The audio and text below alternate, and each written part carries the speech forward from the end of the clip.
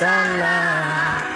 Quando ninguém tem tempo pra mim, só alguém que eu conheço, Jesus. Olá, boa tarde, povo de Deus. Deus abençoe a todos, em nome de Jesus. E aqui queria deixar essa mensagem aos corações, dizer: Jesus é fiel, mesmo conhecendo nossos defeitos, permanece conosco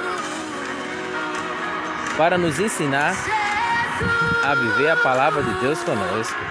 Jesus é fiel, mesmo conhecendo os nossos defeitos, permanece conosco para nos ensinar a viver a palavra de Deus conosco. Glória a Deus por nosso Senhor Jesus Cristo.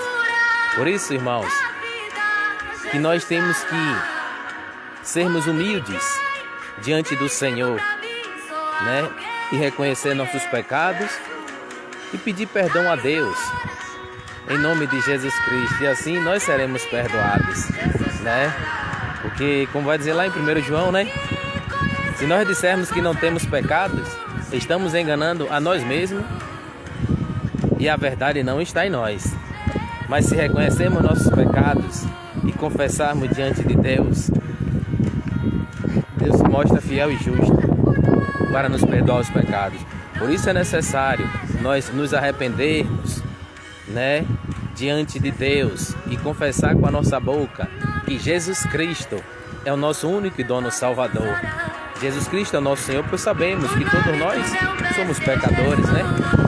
Então, mas quando nós reconhecemos Jesus como o nosso único e dono Salvador e vivemos nele, nós já nos tornamos santos, né? Como Jesus diz, né? Sede santos, porque o vosso Pai Celestial é santo. Então, a vontade de Jesus é que a gente não viva no pecado, né? É porque o pecado que nos contamina, o pecado que nos deixa sujo, né? Porque o diabo é sujo. Então, por isso que nós temos que dar a volta por cima e procurar viver uma vida de santidade.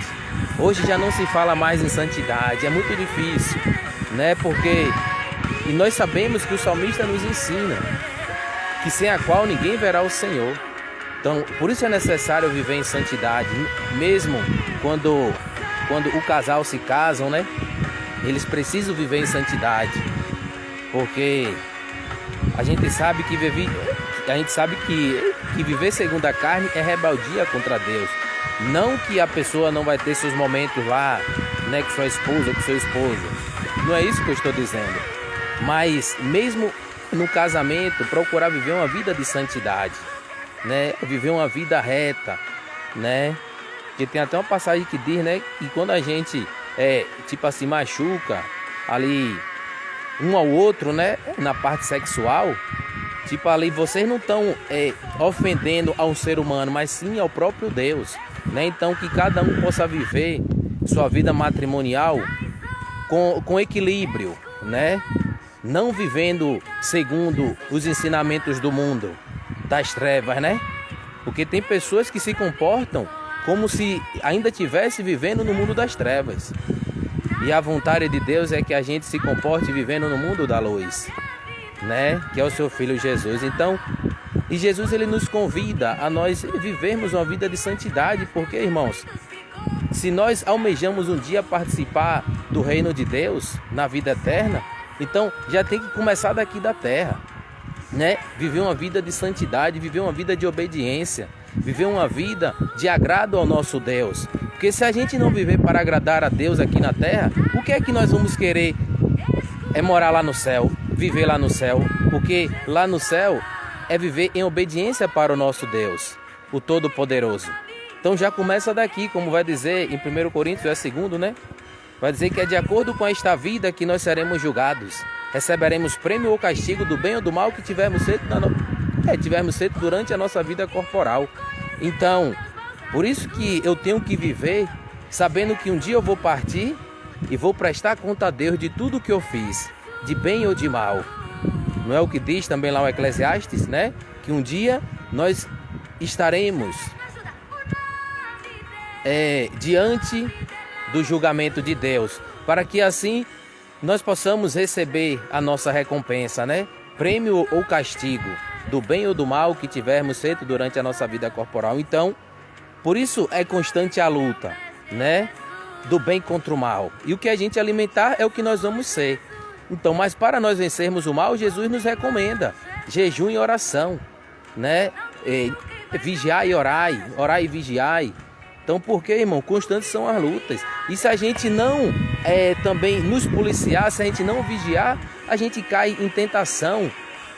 Sempre, toda vez que o diabo vier nos tentar, a gente acaba dando lugar para o diabo. Mas essa não é a vontade de Deus. Essa não é a vontade de nosso Senhor Jesus Cristo. A vontade de Jesus é que a gente vença as tentações. E nós só conseguimos vencer a tentação através da oração, né? Você ser tentado não é pecado. O pecado é você cair na tentação. Veio a tentação, você tem que resistir. Como vai dizer lá em Tiago 4,7. Submetei-vos, pois, a Deus, mas resistir ao diabo, ele fugirá de vós. Então, no momento que você está sendo tentado, você tem que repreender.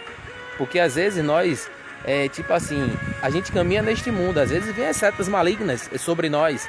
E nós temos que repreender imediatamente. A gente não pode alimentar aquele mau pensamento ou aquela ação maligna que tenta nos atrapalhar, né? Por isso que a gente sempre tem que invocar o sangue de Jesus sobre as nossas vidas, sobre as nossas casas, sobre as nossas famílias, para que todo o mal se dissipe, né? Porque é somente o nome de Jesus que tem poder.